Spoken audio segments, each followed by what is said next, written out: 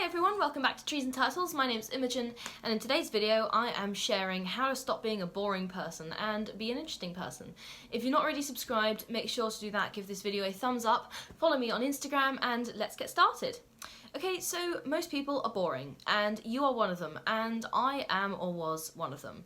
Okay, everyone does the same stuff, okay? Get up, go to work or school or uni, go home, watch TV, go to sleep, and that is life, okay? Some people don't do this, but we're going to come on to that later. Most people, the majority, drift along in life without necessarily truly knowing who they are, okay? There is a saying that the days are long, but the years are short. You can drift through a decade very easily in a futile and aimless attempt to find yourself, okay? However, this does not have to be your fate. There are some ways to change the pattern. The first one, often talked about, but yeah, not in much depth, have a passion, okay? What is the purpose of your life? What are you pursuing? If you haven't already answered this question, the time is now, and this is what everyone tries to do. Everyone is told, find your passion, but how do you actually find your passion? Okay, so, do whatever you need. So you could try a bunch of new things. Honestly, trying new things is the best way to find your passion. You don't know what you like until you try it, necessarily. I mean, sometimes you do, and there are some things you definitely shouldn't try. I'm not going to name those here because people may disagree with me, but the point is, self-reflect, take career quizzes. Develop the art of being decisive and standing by your decisions when you know you have done your best, okay? When you have read, you have self-reflected, you have tried stuff, okay? All of that is part of the business of honing your passion, all right? So if you know you've done this sort of due process, then you should stand by your decision. Be decisive, stand by your decision, okay? If you know later that you'd make the same decision again, then it was a good decision. If not, then you can use that information later on in future decisions, okay? Learn from your mistakes. It's not too late. Okay, the next thing I wanted to tell you to do is get a hobby. An actual hobby, not something you do just because other people do it, okay? What are your personal interests? You, right? Okay, when was the last time you tried something new? Going back to my previous point. So the way to tell if you actually like something versus you're doing it for other people is to ask yourself whether you would do it if you were completely alone. Okay, imagine there's an apocalypse situation and you are the last person on Earth and you're still able to do whatever hobby it is, okay? So you can still do whatever hobby it is. Improbable, I know, but do you still do that hobby? Okay, and if the answer is yes, you still do that hobby, then it is an actual hobby and you're not just doing it for social approval or whatever. Alright. Build something or create something. This is one of the fastest ways. This can fast track you to being an interesting person, okay? Consumers are boring, okay? People who have ideas and make them happen are actually interesting. We love documentaries and books and movies about inventors or scientists or innovators because they actually invent stuff. They bring their ideas to life. They have original thoughts and they get out there and they make them happen, okay?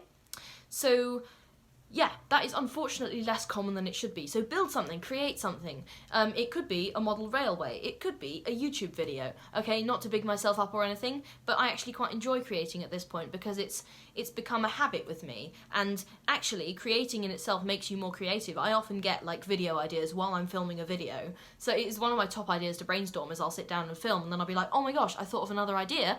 At the end of the video, I write it down, then I make another video. So the point is, you don't have to make videos to create something, but create something could be writing, building, painting, reading. Reading's not creating, but the point is, you are feeding your mind, okay? You're producing something. Alright, the next thing that I want to talk to you about, and this is also a really good hack, is have multiple projects on the go at once, okay? At any given time, I have at least 5 projects I'm working on, which I can add to my CV and or bring up in conversation. I mean, it doesn't have to be for your CV, you could just want to be a more interesting person socially. So for example, last time I had a job, currently I'm at uni, I did an internship.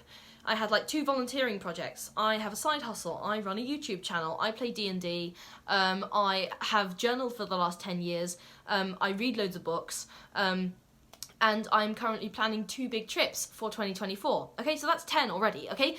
You don't have to have that many, but my point is, have multiple projects on the go at once, and then someone asks you what do, you have a selection of things to talk about. Okay, so you're not one-dimensional. You have many, many things that you can draw on to make an interesting conversation. Alright, and kind of on that point, I want you to commit to being exceptional, okay? You should be giving 110% to the things that matter and aiming above where you need to be, and that is how you actually, fully achieve your goals.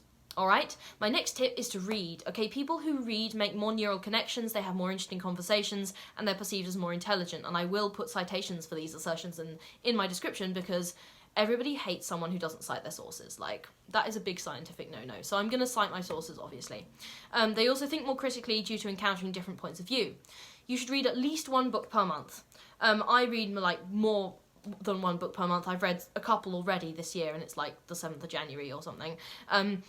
But yeah, anyway, learning to read faster can really help with this, and I've done a whole other video on speed reading, so go check that out if that's something you're interested in. But it can really help, like, absorbing more information, different points of view, and you're learning constantly and making neural connections, and that's really, really good for being more interesting and holding better conversations.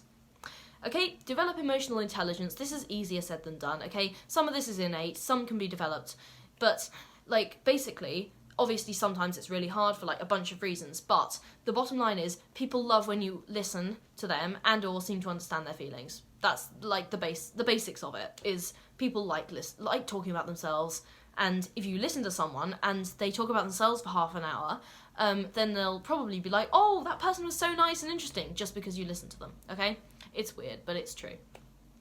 Alright, the next thing, stop settling in your friendships and relationships. There is nothing more, like, discouraging than seeing someone you know, like, settling for a toxic relationship or being dragged down by their friends, and you're like, oh, can you not stand up for yourself, okay? So either work on your relationships or leave. You know, interesting people will be, like, decisive in their relationships. They'll be proactive in communicating and working on them, okay?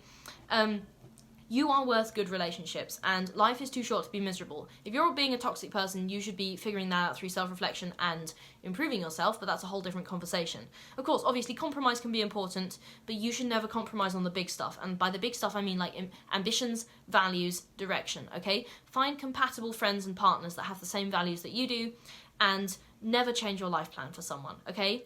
Be prepared to walk away if you're mistreated, and things don't change despite communication. So you're communicating with someone, they don't change. That means that's because they don't want to, okay? You're more important than that, all right? Stand up for yourself. Okay, and on that point, I want you to decide what your values and goals are and stick to them, okay? And this can be done through experimentation, self-reflection, reading, you know, writing, whatever. For example, I know personally that I don't want to have kids, and I never will want to have kids. So my life plan does not include raising children, so I would never date someone who wanted children, because that would be wasting both of our time, essentially. Like, it would be wasting their time because they need to be finding someone who wants kids, and it'd be wasting my time because I don't want to be with someone who wants kids, right? Okay, so likewise, I need my friends and any potential partners to, like, value education and ambition, because I'm very sort of, like, I really value learning and education, and I want someone who's going to be ambitious with me, whether that's, like, platonic or romantic. Otherwise, we won't be a good fit, okay? So I don't compromise on the big stuff, like, ever, and you should not either. The last one is kind of a fun little tip, but have a striking or unique aesthetic. You should have fun with style, have fun with makeup, something that makes you stand out visually in a positive way. So, yeah, you could develop your sense of style, change your hair colour. I am not naturally blonde, okay? This is for fun. I like it. Any expression of your individuality is good, as long as it's something you actually like and not, like, just a pretense to seem interesting. This is kind of a circular argument, because this whole video is about how to become more interesting.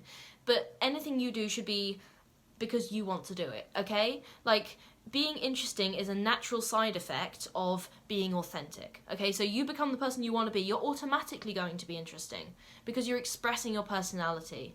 Don't be afraid to express your individuality. Being interesting will naturally follow.